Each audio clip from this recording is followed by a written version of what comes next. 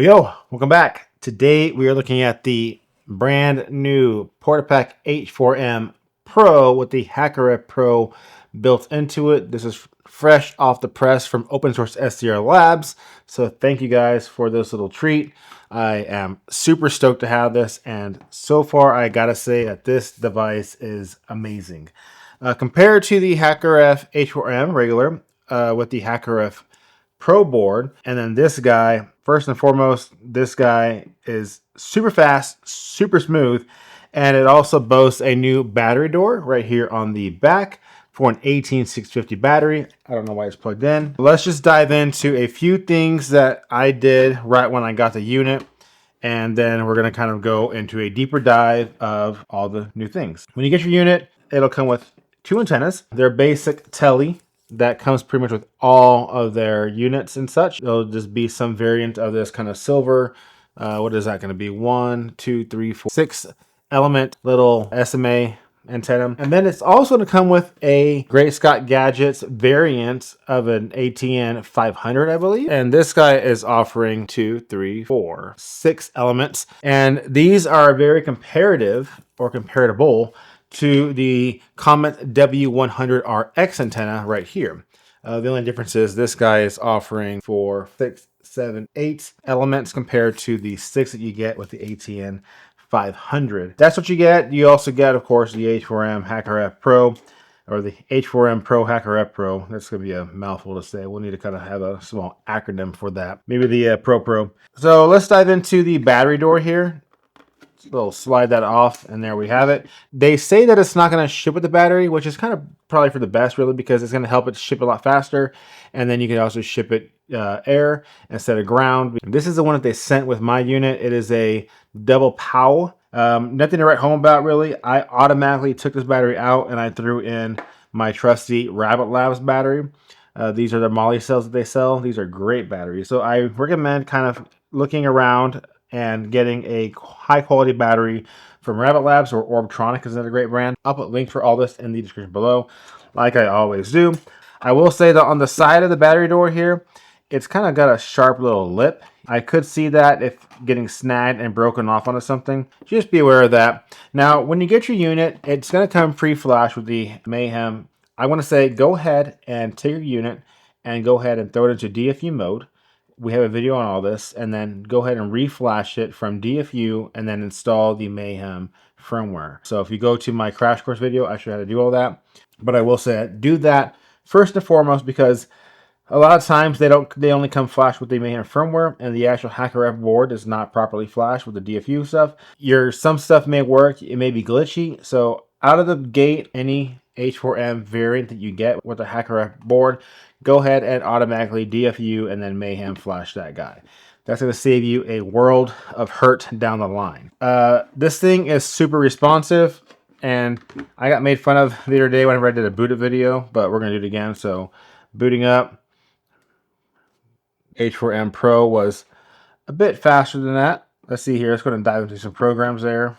So again, on the H4M HackRF Pro, H4M HackRF Pro, HackRF Pro, the Pro. The H4M Pro seems to be a lot faster. And then again, diving into that, you can see that was a full millisecond faster than that. Now let's go to some ADS-B. Now, if ADS-B is not working on your unit, or a few other things are not working on your unit, go ahead and downgrade to 2.4.0 on your firmware. That is the most stable firmware as of today, of being July 29th, 2026. I'm going to use that because you can see here that up top on both of these units, my little blue line up here, which is my kind of beautiful little saturation line there, is really well balanced. Now, of course, there's no airplanes flying over me at this time, but I have a antenna up here that's a tri-band. So we got 144, 423, and then 900. So I definitely can receive some ADS-B. And then on this side, I have a Musi teen antenna, which does really well for the ADS-B. And you can definitely see that both of these units are receiving really well. Again, if you're having issues, get the DFU and then the Mayhem firmware. I'll put a link for the exact one you need. That's that. Now let's go ahead and strip this guy apart. Now you can see here that I also have my little Jote riser that protects your antenna when you have a BNC mount onto it, there's a link in the description below for all this stuff. If you want to print your own, that's there. And it also offers a little nut cutout there, so you could actually use this as a nut wrench to go and tighten down some stuff, which is really helpful because some of this stuff came pretty loose. Now you're going to notice that my unit does not have these stupid clock in and clock outs on the bottom. I went ahead and took those off right when I got it because they're useless and pointless to me, and I have never used them in the 2.5 years now of owning a PortaPack variants, whether it's the H2, the H4M. Don't really care for them. I'm sure there is some legitimate use cases out there for them, but I have proper SDRs if I need to do such things. And then let's go ahead and just pop this guy off gently, prying back and forth. You're going to notice right here on the actual H4M portion a few things. We're going to go ahead and turn this guy over. So this is the front of an H4M. This one doesn't have a screen on it. The screen broke and I was doing a repair for somebody else, so this is just a kind of trash board really. Underneath your screen of the H4M regular, the white and black edition, there is a picture of Dick Butt. To save yourself the hassle of trying to see if there's any Easter eggs underneath the H4M Pro screen, there is not. I've already taken mine apart and looked, and I'm going to tell you that there is not. Take my word on it. They did this really cool design on this one, and it's actually an anti-counterfeit design that they had created. So consider it like a giant ass QR code that has these little bitty specks over it that makes it really, really difficult for it to be counterfeited. They can then take the two variants and then they already have images saved, and then they can say, okay, well, the one on the left over here is a true model. The one on the white has this little pixel and this little pixel also, then therefore it's a counterfeit. So that's going to save OpenSourceSDR-Labs some issues with counterfeit products. QR codes over here. All right, so the bottom one goes to OpenSourceSDR-Labs, and the top one goes to the HackRF app. That is a HackRF app that you can then go and flash on from your actual computer. Power button over here. So they dropped it a whole almost 2 inches lower. Then we have our mic over here, and then the same thing for the mic and mic. Now on the back side, they changed up quite a bit. So we still have our SD card slot. Now the SD card slot has been moved to the right side. And then over here, we still have our GPIOs that nobody ever uses. We've got our clock battery. We've got our communication GPIO pins that sync it to the HackRF Pro board. And then we have a ribbon cable for the screen. And then we also have a better speaker now. Now the old speaker on this guy was about that small, about yay big, and he was stuck right here. This speaker is quite a bit bigger, and it now takes up the space where the battery sits behind the H4M.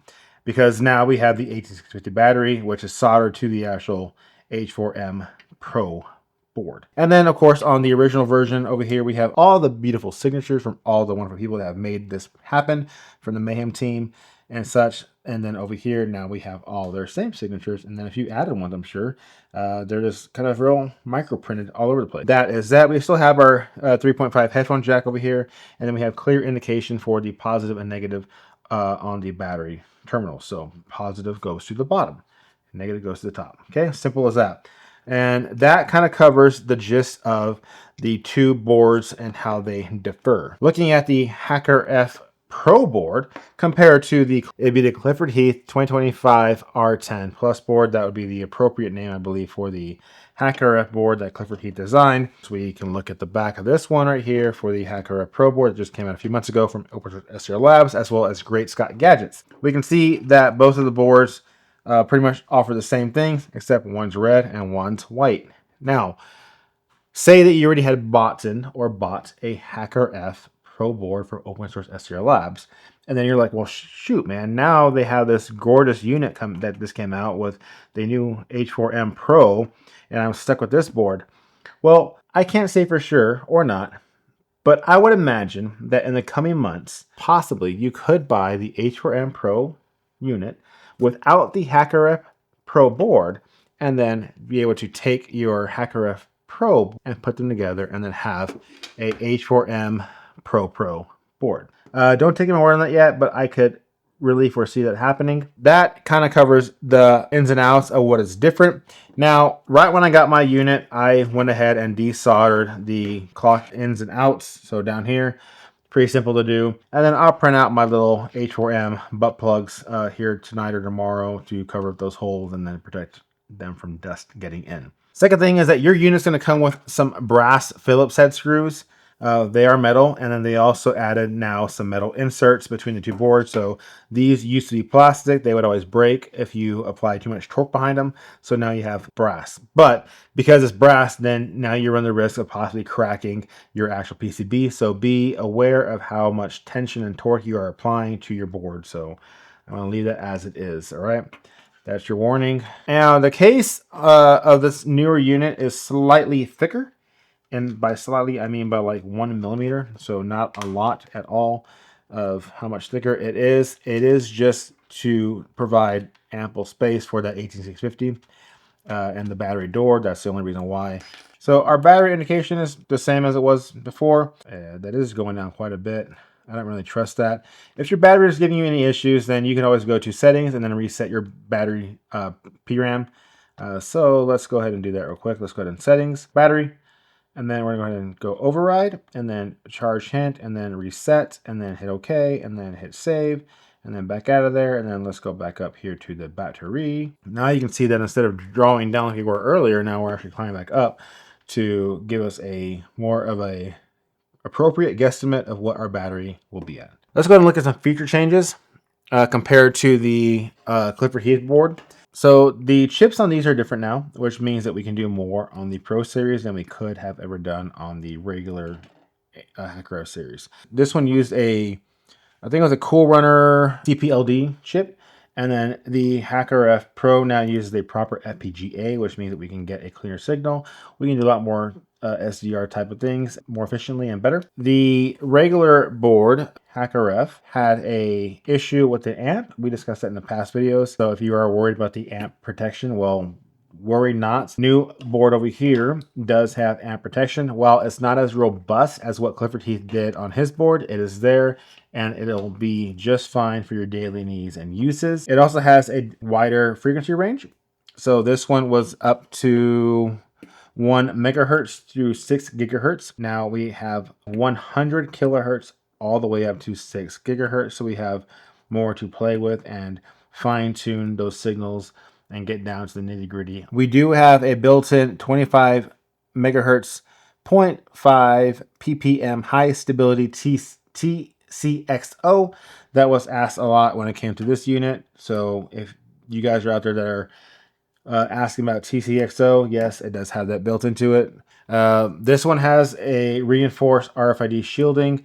I did add that to this guy right over here from the new elect. This little front plate here, I took mine off and then soldered on this more robust and better for EMI shielding. So this one has something similar like that built into it already. I haven't tested it out yet. I just got it, but time will tell of how clean that's going to be. Let's get down to shipping. So if you had pre-ordered one of these, the first batches were shipped already. They started arriving throughout the past 2 weeks in July of 2026. The next shipment won't be until probably late August. What OpenSourceSDR-Labs is going to do is they're going to take all of the data that we as the early developers and some of the early buyers have suggested, and they're going to apply those to the new units. What you see here may not be the final production unit of what you get. Because again, we're kind of like the beta testers, and we're going to just go and say, hey, we like this, we like that, we don't like this, we don't like that. This is looking really good on the signals. This is looking kind of bad. You might want to go and fix this or this and this. So just know that the final production unit may have some slightly different hardware, maybe a different feature here and there, but overall it should look like this. My suggestion is going to be for them to get rid of the clock in and clock out, to send them in a little Ziploc baggie that you can solder on yourself. That's my suggestion to open source, is don't include the clock in and clock out. Take them off and send it as is. If you want to steal out butt plug designs, have at it. I will put a link in the description below for you guys to then 3D print, injection mold some butt plugs for the unit to cover up those little holes and keep the dust out. That is that. And then by late August, they plan to open source the hardware for the H4M Pro. So that means releasing the PCB files and the Gerber files. So that's pretty big on their part. Good for them. But that's where we stand as of late July. For this. If you guys are interested in seeing this, come find me at DEF CON 34. I will be there. And if you want to get your hands on this guy and kind of play with it, see if you like it before you buy it, just come find me. I'll be walking around. I'll look like this. Thank you for your time as always. I greatly appreciate it. OpenSourceSDR-Labs, I greatly appreciate you sending this out to me. And you guys are awesome as always. Again, if you guys have any questions, reach down in the comments below, grab me, or join my Discord. And as always, I appreciate your time, and you guys have a great evening, and I will see you guys in the next video.